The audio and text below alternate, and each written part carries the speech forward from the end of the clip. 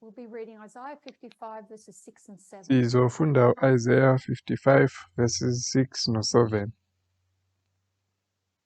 which says, Seek ye the Lord while he may be found, call ye upon him while he is near. Let the wicked forsake his way, and the unrighteous man his thoughts, and let him return unto the Lord, and he will have mercy upon him, and to our God, for he will abundantly pardon. Ithi mfuneni uNkulunkulu esatholakala, mbizeni esaseduze. Lo okhohlakele makashiye indlela zakhe zokukhohlakala, nalo ongalunganga into zakhe zokungalungi makabuyele kuNkulunkulu, uzoba nomusa kuye uNkulunkulu So we're to wethu seek the Lord amxolele. while he may be found, because there is a time when he won't be Kuthiwa found. asimfune uNkulunkulu esatholakala ngoba kuzoba nesikhathi lapho singeke sisamfica.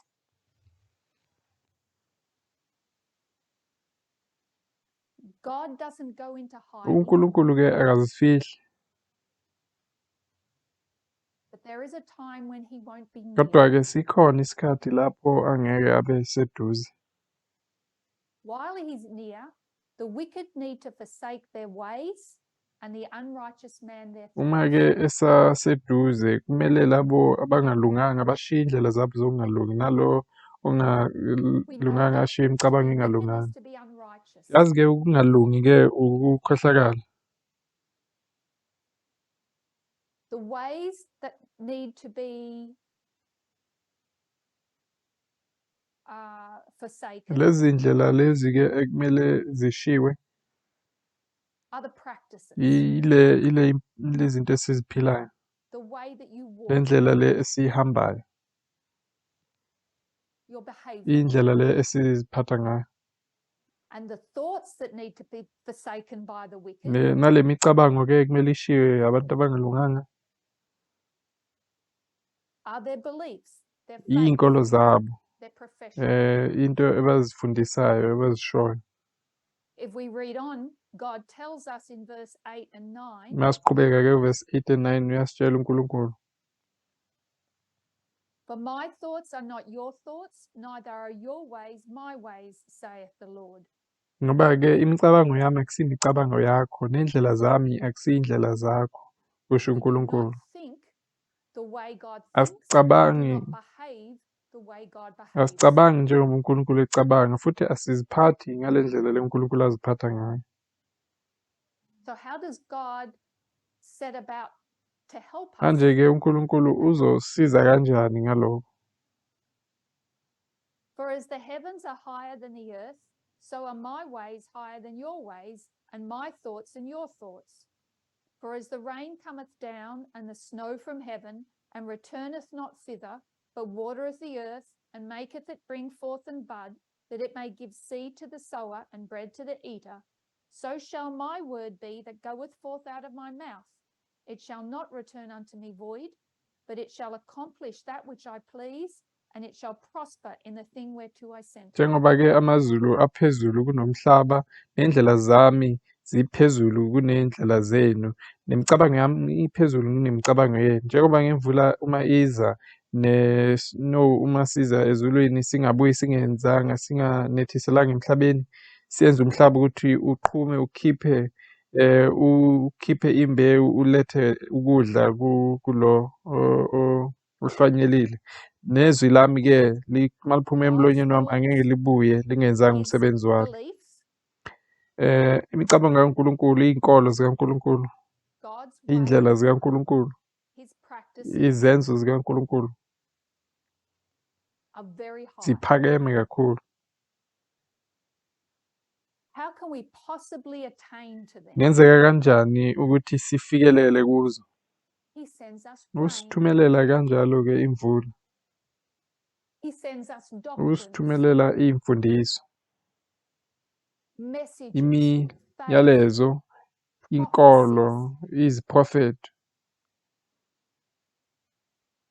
It is in the drinking of these messages Uma-ke siphuza-ke le milayezo lena, that will develop our practice, kulapho-ke sizokwazi ukuyiphila lento, that will change our behavior. izoshintsha nekuziphatha kwethu. God is doing this for a purpose. uNkulunkulu ukwenza lokhu ngenhloso. He says, as the earth maketh, it watereth the earth and maketh it bring forth and bud. Njengoba inethela ke emhlabeni iyenza ukuthi kuqhume kukhule. So the bringing forth and the budding are in this early rain time Lokhu period. ke ukuthi kukhule kuqhume kula kulesi sikhathi sokuqala. The seed, the fruit, the grain, the practice Imbewu ummbila lo lento ukuthi uyiphile lento will develop under this rain. kuzokhula ngaphansi kwale mvula. But what is the ultimate purpose of this fruit or Kodwa grain? ke inhloso yokugcina ke yale thelo lezi noma lokudla lokhu yini? To give seed to the sower and bread to the Ukuthi eater. inikeze ngembewu kulo hlwanyelile nesinkwa kulo odlayo. We don't have visibility of that on this line. Asikuboni ke lokho kule line le. We see the ripening of the fruit. Siyabona ukuvuthwa ke kwalesi sithelo. We see its harvest. Siyabona nokuvuna kwaso. But we've got to get off that line before we see that grain made into bread or resown. Kodwa ke kumele sidlule kuleyo line ukuze sizobona lapho ke leyo grain iyenzwa isinkwa noma ihlwanyelwa futhi. It can be easy back here to lose sight of the heavenly purpose God has for us. Kulula ke kulesi sikhathi lesi ukuthi silahlekele ile nhloso le uNkulunkulu anayo kithi. But it's very real Kodwa ke and it's not that long away. Not that far off. iyiqiniso kodwa ke futhi ayikho kude namanje iseduze kakhulu. We do have to focus on being ready for Sunday. Kufanele ke ukuthi sizilungiselele iSunday lo. The summer is ended and we are not saved. Isama ke iphelile futhi ke asisindiswanga. We don't want that divine announcement. Asifuni lawo mazwi lawo ashiwo ngathi. So we focus on the crisis that is just ahead Manje of ke us. sibheka ke le nkinga le engaphambi kwethu. But we shouldn't lose sight of the great purpose that God has in store. Kodwa ke akumelanga silahlekelwe ile nhloso le uNkulunkulu asibekele yona. These messages are designed to lift our thoughts and our behavior to a very high standard. Le milayezo lena ke iyakhelwe ukuthi isikhulise iphakamise imicabango nendlela zethu ukuthi zibe phezulu. We are finally learning what it is to be Christ-like. Sesiyafunda ke manje ukuthi kuyini ukufana noJesu. We thought we did when we were conservative. Besicabanga ukuthi siyakwazi lokho ngenkathi si-conservative. But God says my ways and my thoughts aren't like Kodwa ke yours. uNkulunkulu uthi indlela zami imicabango yami ayifani neyenu. So here's some rain. Manje ke nayi ke imvula. And soak it in and let it develop. Yamukele ke le mvula uyiyekele ikukhulise. So let's go back to our Eden to Eden line of restoration. Masibuyele ke kwiline yethu ye-Eden to Eden ye-restoration. And thank you for the correction. Siyabonga ke nokuthi nisilungise lapho. We looked at Genesis chapter 11. Sabheka uGenesis chapter 11. And we saw that in the story of the Tower of Babel, Sabona ke ukuthi le bali leli le tower yaseBabel Mboshongo. there is the development of culture before there is any structured religion. Kuba nalokuvela kwe-culture amasiko ngaphambi kokuba kube nezinkolo ezithize. Culture has developed before false religion. I-culture ivele phambi kokuba kuvele inkolo lezamanga. Baal yet. Akakabi noBaal lapho. Baal uBaal, Baal, Mithra, Marduk. noMithra naye akekho, noMarduk. Roman and Greek gods are thousands of years away. Onkulunkulu bamaRoma namaGriki basasekude le. But what we have is self-exaltation, Kodwa-ke into esiyibonayo lapho ukuzikhukhumalisa, the worship of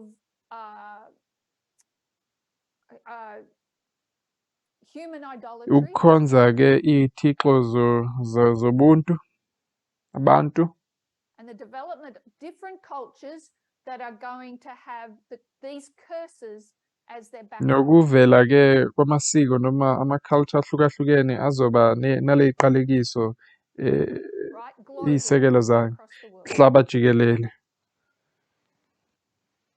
The very next thing that will happen is Genesis chapter 12. Into-ke elandelayo lapho-ke kuba uGenesis chapter 12, And that's the call of Abram. lapho kuzobizwa u-Abraham. Get thee out of thy country and thy kindred and thy father's Thiwa-ke house. shiya umuzi wakini nabakini nemuzi kababa wakho. Come out of Babylon, the real estate, the ground, the land. Phuma-ke eBhabhiloni kuleyo ndawo lelozwe lelo. Leave your family, your kindred. Shiya-ke abakini bafowenu, And leave your father's ushiye house. umuzi kababa wakho.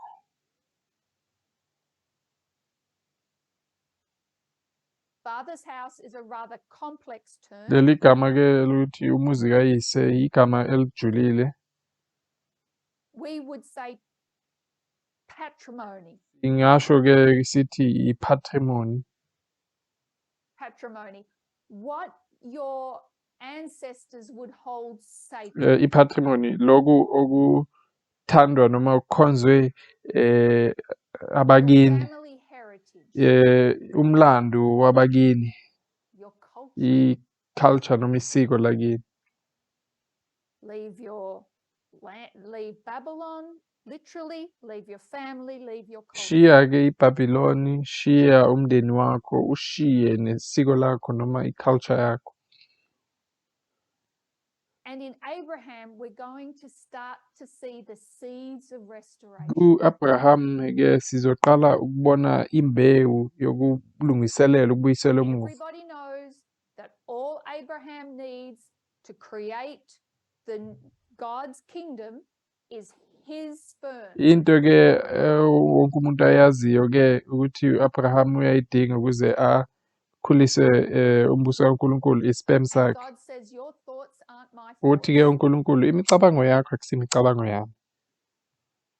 Your ways aren't my ways, they're Babylonian Uthi ways. indlela zami akusiyindlela zakho, indlela zakho ezaseBhabhiloni. You need Sarah as well. Udinga noSara futhi.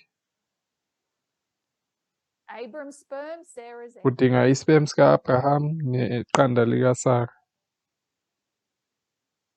And the seeds of restoration are sown. Ney'mbewu-ke zokulungisiswa ziyahlanyelwa. We look back and it's a very little start. Sibheka emuva-ke siyabona ukuthi into eqala kancane. But it's I don't know if we fully realize how dark and bad it was back then. Kodwa-ke angazi ukuthi siyazi ukuthi ibinyama kanjani, imbi kangakanani lento ngaleso sikhathi. It's going to take thousands of years for that to for us to get to where we are. Kuzothatha iminyaka eminingi ukuze sizofika kulesi sikhathi lesi esikuso manje. Okay, so we see that cultures spread across the world. Manje-ke siyabona-ke ukuthi lamasiko le-culture ziyahamba umhlaba wonke, sakazeka umhlaba wonke. Let's bring it down to our day. Nasiyilethe-ke esikhathini sethu. And the Vespers program that began this year Le imfundiso-ke ze-Vesper eziqale kulo nyaka have brought these issues into our current context. zilethe lezi zinto-ke esikhathini sethu. When we looked at the political ideological spectrum, Uma-ke sibheka-ke iy'mfundiso zesipolitiki, the political left and the political right, lesi spectrum esibonisa izepolitiki ngaku-left naku-right. so short review. Kubuyela emuva kancane. This is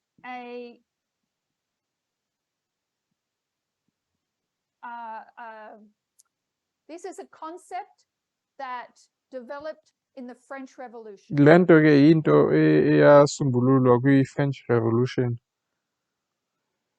The common people Abantu that were standing up against the corrupt church and the corrupt state. Abantu-ke abajwayelekile basukuma balwisana nebandla elingalunganga nehulumende ongalunganga.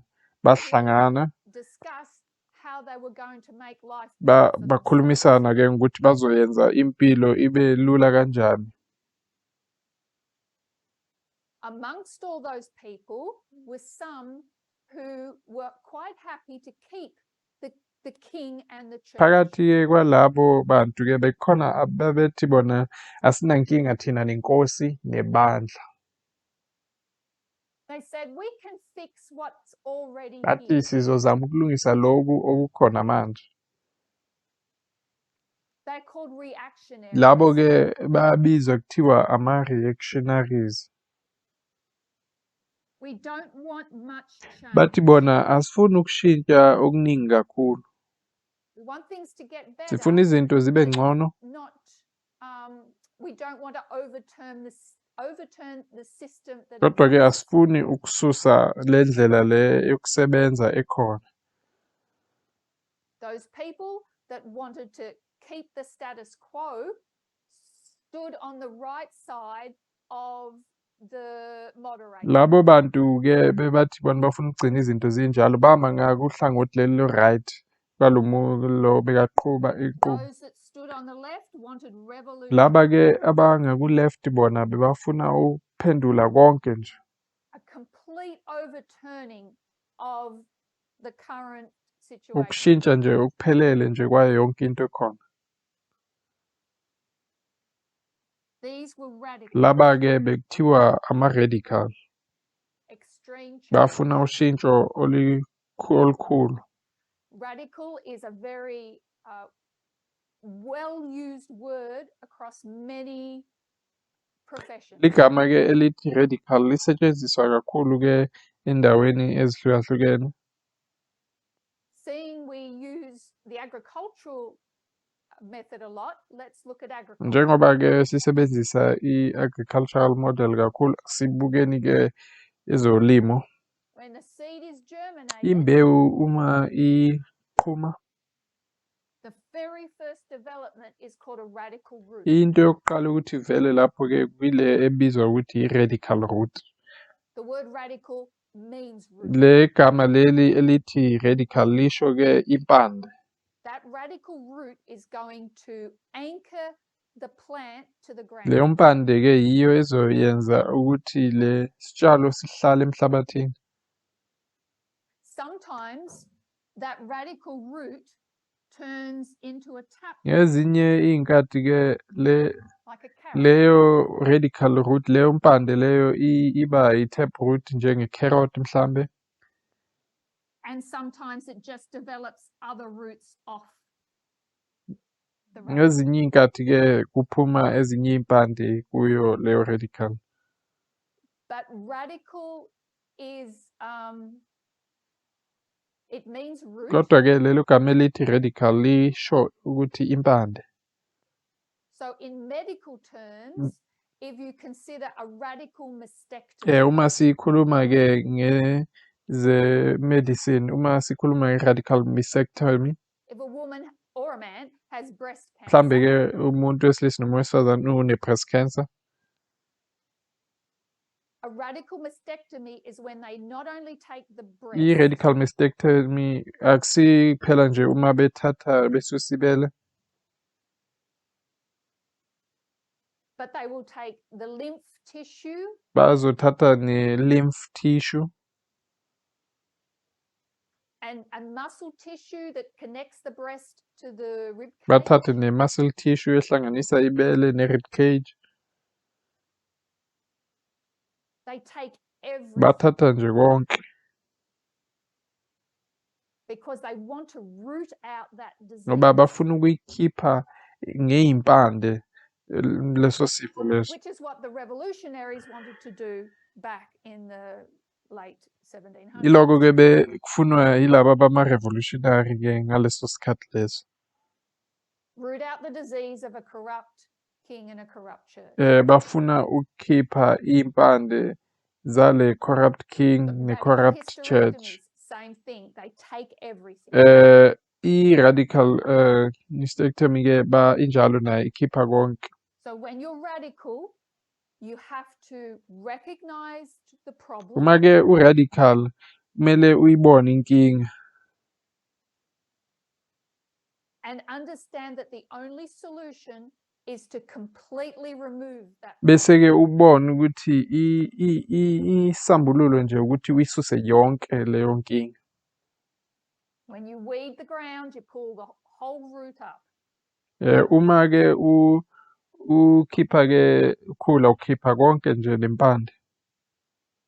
So the question was asked during the Vespers program Kuke kwabuzwa-ke umbuzo-ke ngenkathi kwenza in ama-vespa 2018. ngo-2018. This movement, prior to the Midnight Cry, was found on the right side of the political Lo spectrum. movement-ke phambi kokuthi sifike ku-2018 ubutholakala ngakule hlangothi leli langaku-right. There were four main prophecies that changed our worldview. Kuye kwaba ney'profito-ke ezine esingasho ukuthi yizo ezatshentsha kakhulu indlela sibuka An ngayo. understanding of the moral majority and the 10 years leading up to 1989. Ukuzwisisa-ke i-moral majority nale minyaka eyi-10 esiholela ku-1989. An understanding of the line of the Nethinims, Ukuzwisisa i-line the yama-Nethinims structure of our lines. nokuthi i-line zethu zime kanjani. The understanding of Pyrrhus and the relationship between the king of the north and the king of the south. Ukuzwisisa uPyrrhus-ke nobudlelwano phakathi kwenkosi yasenyakatho neyaseningizimu. And an understanding of 2016 and the Battle of Ipsus. Nokuzwisisa-ke u-2016 nempi le yase-Ipsus. And the Donald Trump versus Hillary Clinton. Noma uDonald Trump-ke ephikisana noHillary Clinton. Those prophecies changed our worldview. Lezo iprofito-ke ziye zashintsha indlela esibuka ngayo umhlaba. Forced us to move from the right to the left. Ziye zasiphoqa-ke ukuthi sisuke ngapha ngaku-right size ku-left. My question is, Umbuzo wami-ke nangu, why were we on the right anyway? yini into eyisibeka ngapha ngaku-right-ke kusukela ekuqaleni? There are many factors. Ziningi-ke izinto. Not only did we have a wrong worldview, Hhayi nje kuphela ukuthi sasibuka izinto ngendlela engasiyona, but we were very good conservative Seventh-day kodwa-ke Adventists. ama-Seventh-day Adventist a-conservative kakhulu nje. What makes a good Seventh-day Adventist? Yini-ke into eyenza umsabata ukuthi abe umsabata impela? We'll write a list. Sizobhala-ke izinto phansi.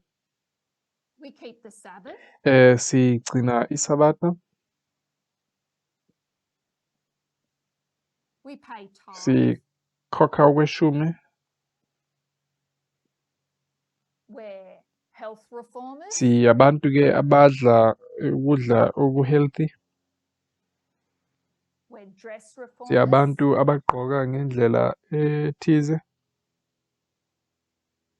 We're very careful how we spend our spare time. Siyaqaphela kakhulu-ke ukuthi isikhathi sethu sisichitha kanjani.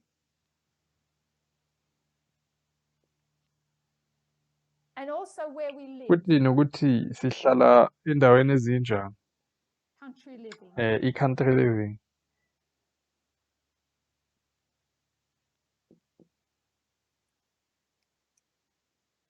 When we changed our worldview and realized our politics was shifting us to the left, Ngekathi-ke sishintsha indlela yethu yokubuka izinto sibone ukuthi ubupolitiki bethu busibeka ngapha ngaku-left, that we were taking on liberal and progressive understandings of politics. siqala-ke ukuba liberal siba progressive ngendlela yethu yepolitiki. There were those who said, we don't need these anymore. Kuye kwaba nabantu-ke abathi hayi kushuthi asisazidingi zonke lezi zinto manje. They belong on the conservative side of the spectrum. Izinto lezi ezihambiselana nobu-conservative ngale. And we're not bound by them. Futhi lezi zinto-ke azisathinti-ke.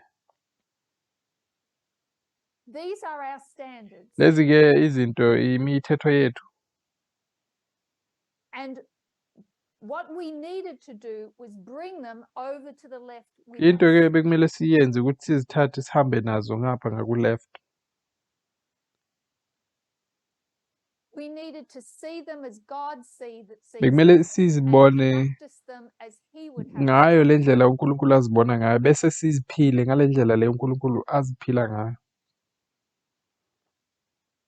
Which means we need to look at them through the prophetic lenses of radical Shuthi-ke feminism. bekumele sizibheke ngeso ihlo le-radical feminism.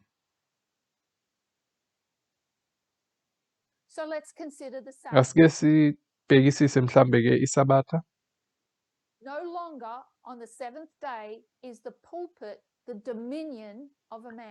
Ngesabatha-ke akusasenje amadoda nje kuphela ashumayela ku-pulpit. 2018 gave women a voice. U-2018-ke unikeze abantu besifazane iphimbo, izwi, Teaching and preaching ukufundisa nokushumayela with the full authority of the leadership. ngegunya-ke eliphelele lobuholi. So Sabbath worship, equality. Kanjalo-ke ukukhonza ngesabatha kuba nokulingana lapho. But even the rest of the day should equality should be demonstrated. Ngisho-ke nalo lonke usuku kufuneka sibone ukulingana lapho. The days of women running to the kitchen on their own after work. Iy'nsuku zokuthi-ke kube abantu besifazane nje kuphela abanaka ezokudla ekhishi makuqeda ukukhonzwa. And the men having their private important business outside. Bese-ke amadoda-ke akhuluma indaba zabo ezibalulekile ngaphandle. Those days are over. Lezo y'nsuku-ke sezaphela. Full equality for 24 hours. Kufuneka nje kube nokulingana okuphelele nje kule 24 hours. And so we bring Sabbath over. Kanjalo-ke siletha isabatha ngapha ngaku-left. And we now know, and now we keep the Sabbath. Manje-ke sesingaligcina-ke isabatha lingcwele. As God sees. Njengoba uNkulunkulu naye ebona-ke. Tithe paying. Ukukhokha okweshumi. 10% of our income in support of the ministry. Ukukhipha i-10% yemali zethu ukuxhasa umsebenzi kaNkulunkulu nama-offering, iminikelo. We know that the movement needs financial support. Siyazi-ke ukuthi movement udinga ukuxhaswa ngokwezemali. Support the movement financially and what happens? Xhasa-ke u-movement ngokwemali bese ubona ukuthi kuzokwenzeka kanjani. God opens the windows of heaven. uNkulunkulu And rain comes. uzovula amasango ezulu, imvula izokuna. Got to support the ministers that are giving the rain. Funeka-ke uxhase laba abafundisayo noma abaletha le mvula. Question is, who holds the purse strings? Manje-ke umbuzo ukuthi ubani obambe-ke ipokotho, iy'ntambo zepokotho. Regardless of who is the chief breadwinner, Ayikho inkinga nokuthi ubani oyi-breadwinner oletha imali. there is to be equality seen in the handling of Funeka finances. kube nokulingana, i-equality ngale ndlela le imali iphathwa ngayo. This movement goes further than that U-movement-ke uyaqhubeka uyadlula nangakuloko and demands that women should have their own financial security. futhi uyasho impela ukuthi abantu besifazane kufuneka bakwazi ukuzimela ngokwemali, Their own savings, their own babe bank. nama-savings wabo ne-account, ama-bank account wabo. Equality is to be demonstrated in finances, Ukulingana kufuneka kubonakale ngokwezemali inside and outside of the movement. phakathi-ke nangaphandle ku-movement. Health reform. Ezempilo, What is the principle behind health reform? yini-ke imigomo esemuva kwe-health reform?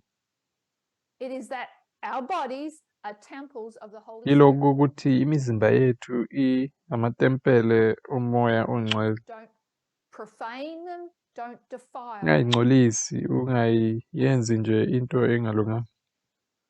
When we put on our prophetic Uma-ke glasses, sifaka iy'buko zethu zesiprofethi, we now recognize that other people's bodies are temples of the Holy Spirit. siyazwisisa-ke manje ukuthi imizimba yabanye abantu nayo amathempeli omoya ongcwele. And they should have autonomy over their Futhi-ke bodies. banamalungelo ukuthi bazibuse imizimba yabo, It's their temple. imizimba yabo, amathempeli abo.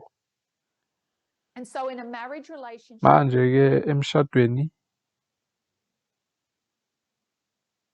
a woman has full authority to deny access to her temple. owesifazane-ke unelungelo eliphelele nje ukuthi anganqaba ukuthi anikezane ngethempele lakhe. Don't touch unless invited. Ungathinti ungamenywanga. No means no. Ucha usho ukuthi cha. So we respect each other's temple. Siyahloniphana-ke emathempeli omunye ngamunye. Dress reform. I-dress reform. My bottom in a pair of pants Izinqa zami-ke ebhlukweni is no more sexual than a man's bottom in a pair of pants. ayihehi ukudlula ngokufanayo njengoba umuntu wesilisa nayo Bottoms are bottoms. ingahehi, izinqa izinqa.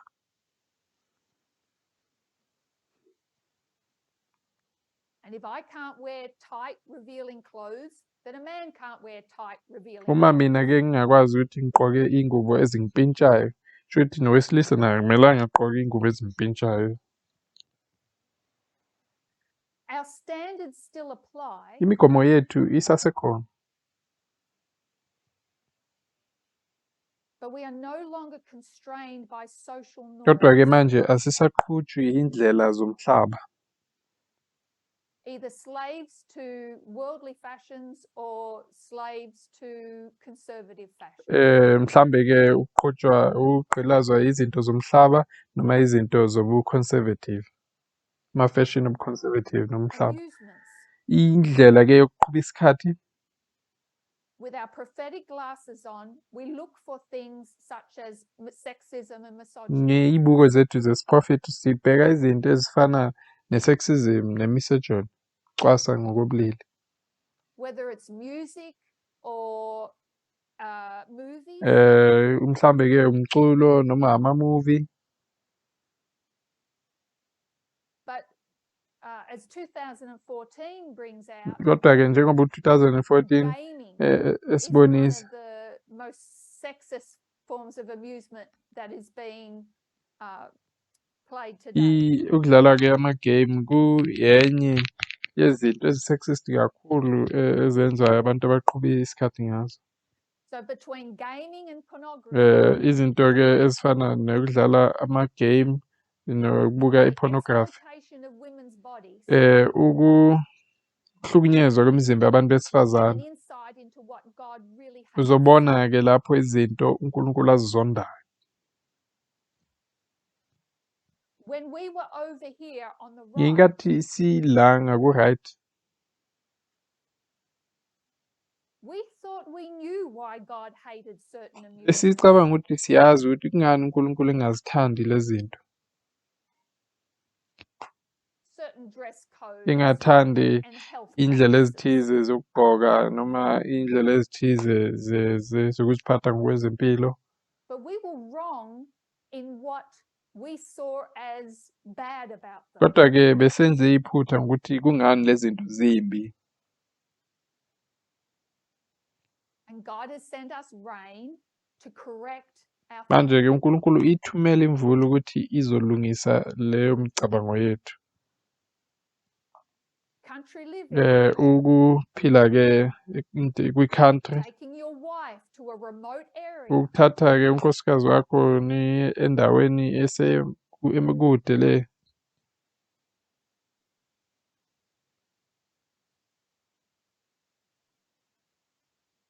remote area where there's no opportunity for career Indawo lapho or job or education. lapho kungenamathuba-ke okufunda emisebenzi, i-career. There's nothing innately evil about living in the country. Ayikho into embi ngokuthi uhlale kwi-country, e-country But when you deprive a woman of those human rights, kodwa-ke uma uthathela owesifazane-ke la amalungelo wakhe, the right to work, the right to education, amalungelo ukuthi asebenze, afunde, then country living becomes an activity of the wicked or unrighteous. bekuba-ke i-country living iyaphenduka iba yinto engalunganga, yenkohlakalo. So we move over to the left, Manje-ke siyeza ngapha ngaku-left, we take all of these standards with us, thatha-ke zonke lezi ndlela lezi, le migomo le, but now we keep them for the right kodwa manje reasons. sesiyenza ngendlela elungile. We hate what God hates and we love what God loves. Sizonda lezi zinto ezizondwa uNkulunkulu bese sithanda lokhu kuthandwa uNkulunkulu. We have to be radical Kufuneka feminists sibe ama-feminist a-radical and root the patriarchy out of these bese standards. sikhipha le patriarchy ekhona kule migomo le. Every tiny little root. Yonke nje impande ngisho nencane. So when we were over here on the right, Ngenkathi-ke singapha ngaku-right, and we had the wrong views of these standards, futhi-ke besibuka le migomo ngendlela engasiyona, where did that come from? ibibuyaphi leyo? It didn't come from our religion. Bingabuyi kwinkolo yethu. Before there was organized religion, there was Phambi culture. kokuthi kube nenkolo bekukhona i-culture. And at the back of all our conservative practices Ngasemuva-ke kwazo zonke lezi zinto zethu zobu-conservative was culture, not religion. bekuyi-culture, hhayi inkolo.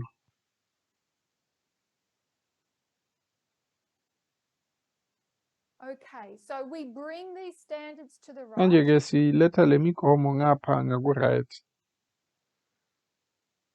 To the left. so ngapha ngaku-left, ngiyaxolisa, ngiyabonga. Second typo.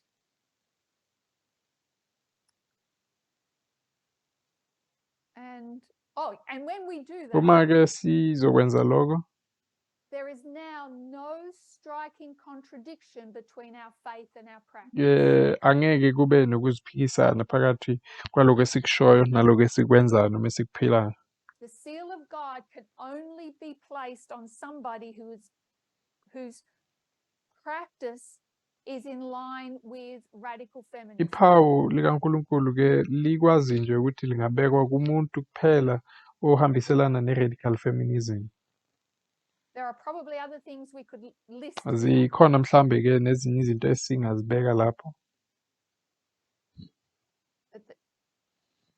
but these are fundamental standards. kodwa ke lezi ke ezinye ezibalulekile.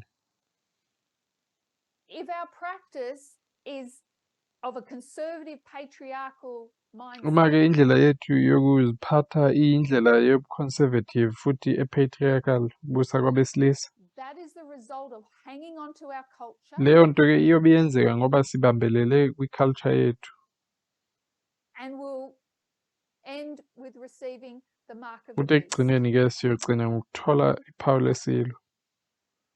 We cannot say we have received the midnight cry message Angeke sithi and not demonstrated it in our angeke behavior. sithi samukele i-midnight cry message kodwa ke ingabonakali endleleni yokuthi noma ekuphileni kwethu.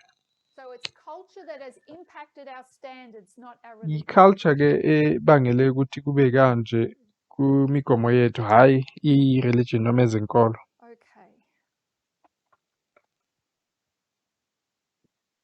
So if we come back to this Uma line, ke sibuyela kule line le and we return to the United bese States, sibuyela ke eMelika, we started by looking at how it was going to give homage to the papacy qale ke ukuthi sibheke ukuthi izokhoza kanjani i-papacy by not breaking those horns, hhayi ngokuthi izophula lamaphondo lawa but through its legislative and judicial kodwa powers, nge-legislative ne-judicial powers zayo practice something that was in contradiction to its profession. izophila noma izoyenza into ephikisana ney'nkulumo noma iy'mfundiso zayo. And when we made application to that Futhi person, ke ithe uma siyibheka leyo nto siyiletha siyibhekisa ngakithi, we saw that siyibonile ke we can give homage to the papacy the exact same way. bonile ukuthi nathi ke ngendlela efanayo siyakwazi ukuthi singakhonza i-papacy. So let's just look at our fractal Asibhekeni ke i-fractal yethu and we add our dates, 1989, sifake ke ama-date wethu 1989, 9/11.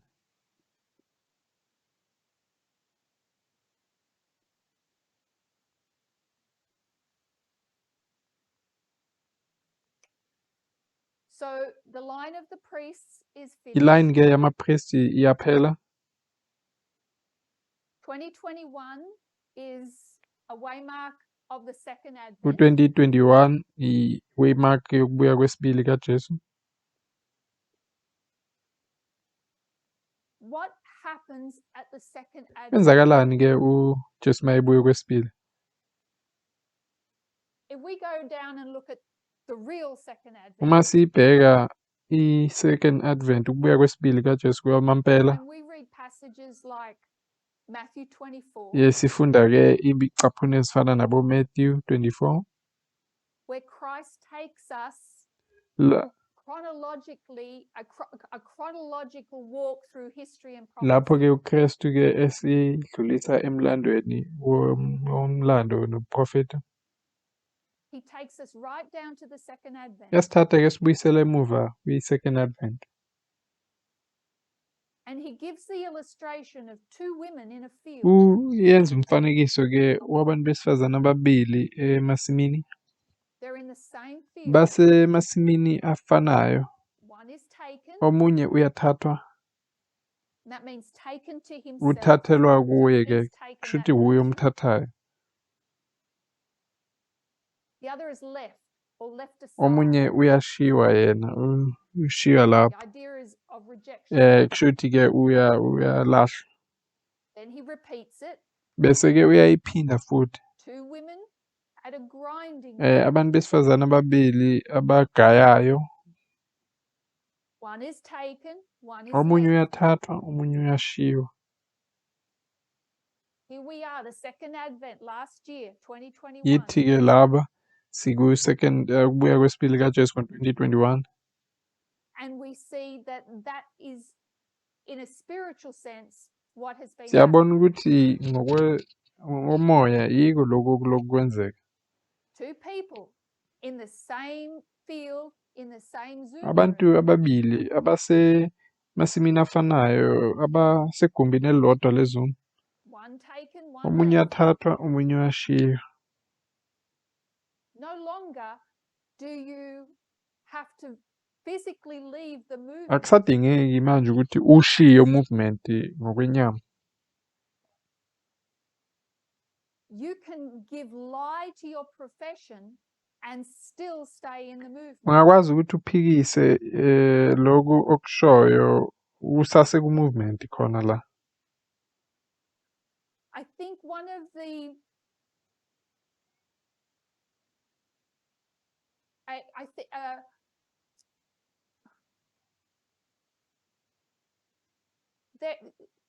one of the dangerous things that has been told people in the movement Into ke eyingozi ke etshelwe abantu ku-movement is just stick with the ukuthi ship. hlala emkhumbini. There is no other movement. This is all there is. Just stick. Ukuthi awukho omunye movement, yiwo nje le kuphela movement, hlala ku-movement. And it gives the impression that all you have to do is hang around. Bese ke leyo nto ibonakala ngathi nje okudingekayo ukuthi uhlale nje la. Attend the meetings, take part in the roster, just Uze hang around and you'll be safe. ey'fundweni uhambe ney'nqubo uzophepha. But your faith has to be Kodwa ke practiced. inkolo yakho kumele uyiphile. It has to be demonstrated. Kumele ibona.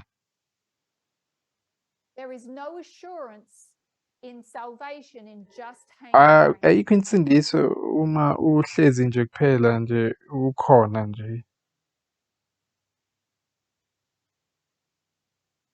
And I know those that shared those thoughts didn't Ngiyazi mean any futhi ke harm, nalabo bebafundisa leyo nto bebangafundisi ngaleyo ndlela. but it's something that we really need to Kodwa ke kuyinto consider. ekumele siyiqaphele. So we're radical Siyama feminists, radical feminist ke kanjalo. which means the personal is Okusho political. ukuthi okupersonal ku-political. And we're also students Futhi of prophecy, abantu abafunda prophet. which means the Okusho political ukuthi oku-political kwenze is njani? what? Ku-prophetic, kuwokwesiprophet. What our lines are about. What's Yiko political is lokhu ke prophetic. okuhambiselana Historical nama-line events. wethu. Izinto ezenzekayo emhlabeni. If A Uma equals B, u-A efana no-B, if A uma equals u-A B, efana no-B,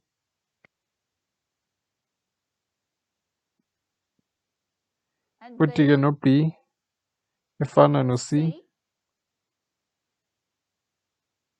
then what do we kusho do? ukuthi ke sizokwenza njani? Then A Kushuthi equals C, u-A uyafana no-C. and the personal Lokhu ke okupersonal is kuba prophetic. prophetic, kuba okwesiprophet.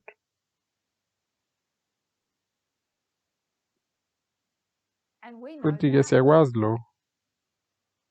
That's been taught in this Kade movement for a long sifundisa time. leyo nto kulo movement. That we are not only the Ukuthi seed, asibona nje imbewu the blade and the little ukuthi plant, siyimbewu, siyisitshalo, but we are also kodwa the ke servants. abantu laba abasebenzayo lapho, izisebenzi. The servants are Izisebenzi ke prophetic. Sorry, ngiyaxolisa. my bad.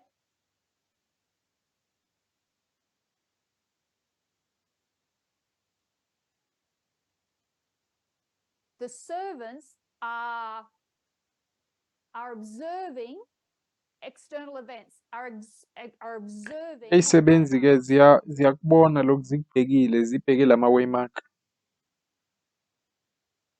But as the plant, we are also Kodwa fulfilling futhi prophecy. njengale y'tshalo sigcwalisela iy'profethi, sifeza iy'profethi. When we put our faith Uma into siphila practice, inkolo yethu, when our radical feminism is observed uma and siyiphila demonstrated, le-radical feminism siyenza, there is no more powerful expression of the ayikho truth. indlela eyokuveza iqiniso edlula leyo ngamandla. And it is what is required to receive Futhi-ke the leyo power. nto leyo yiyo into esiyidingayo ukuze sithole iphawu likaNkulunkulu. It is the striking contradiction that receives the mark. Ukuziphikisa-ke ukusinikeza noma ukusibeka iphawu lesilo. So, second Advent, Ukubuya kwesibili-ke, here we are, yithina laba, and we have time to bring our practice into line with our sinesikhathi faith. sokuthi siphile lokhu esikufundisayo noma esikukholwayo. We have time. Sinesikhathi, We have to juggle kumele two things. sibambe lezi zinto ezimbili. One is we haven't got Enye much into time. ile yokuthi isikhathi sincane kakhulu, Sunday laws coming up. iyasondela kakhulu iSunday law. The other is we do Enye have ile time yokuthi isikhathi sikhona siningi to review, ukuthi sibuyele emuva sibhekisise all the presentations, 2019, 2020, 2021, and the Vespers of zonke this lezo year ifundo lezo 2019, 2018 nama-Vespers need to be thoroughly chewed and masticated and absorbed and digested sizihlafunisise kahle, sizi-digeste, sizi-absorbe to create a radical ukuze feminist. sizoba ama-radical feminist. This rain is going to become a part of the DNA Le of that mvula-ke plant. izoba yingxenye yaleso sitshalo leso. What farmer goes out to his field and says, I think I'll take that rain back out of the Yeyiphi plant. umuphi umhlanyeli, umuntu olimayo othi uzofika afuna ukukhipha imvula And ey'tshalweni it's been soaked up by the roots and absorbed by uma the foliage. seyithathe yilezo y'tshalo zayifaka zayimunca, It's impossible to akusekwenzeki ukuthi ungabuye uyikhiphe futhi. and it will develop Futhi-ke fruit izokhipha iy'thelo and it will have the seal, which means it's futhi-ke izoba nephawu.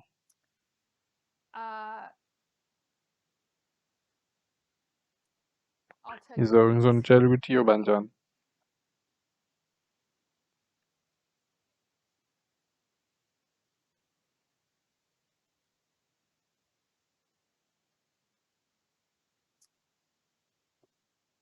It's The comprehension and the glad reception of the message. ukuzwisisa futhi nokwamukela ngomoya omuhle umlayezo. Eating of the little book, Ukudla kwale ncwadi encane kuma-Millerites is also the drinking in of these kufana messages to nokuphuza-ke us. le milayezo kithi.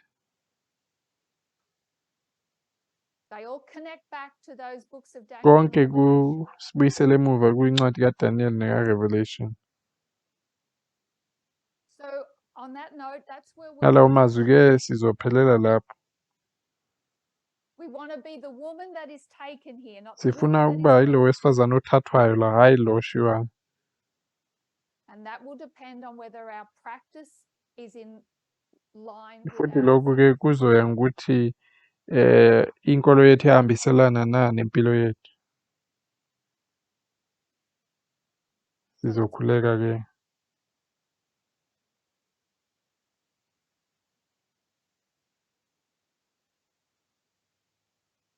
Our loving God in heaven, uNkulunkulu wethu nothando ezulwini,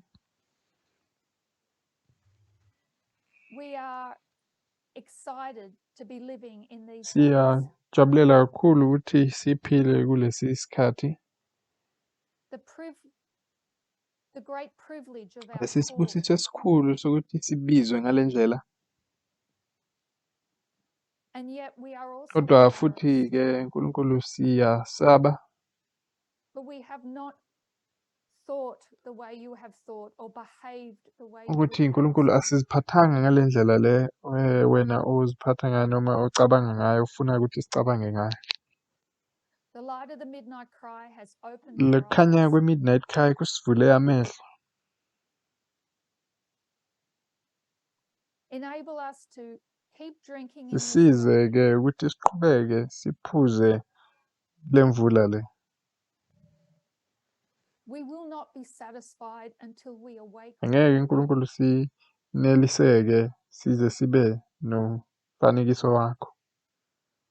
So we continue to ask for your long suffering. Siyaqhubeka-ke ukucela ukuthi usibekezele ube nomusa kithi. And pray that we would also have that towards Siyakhuleka others. nokuthi nathi ngathi singaba nento efanayo kwabanye abantu. These cultural roots run very deep in us. Le impande lezi ze-culture zijulile kithi. But may we take every Kodwa-ke correction ngathi singathatha konke lezi zinto zokusilungisa njengoba ziza. we leave ourselves in your care and thank you. Sishiya-ke ezandleni zakho, siyakubonga igama likaJesu. Amen.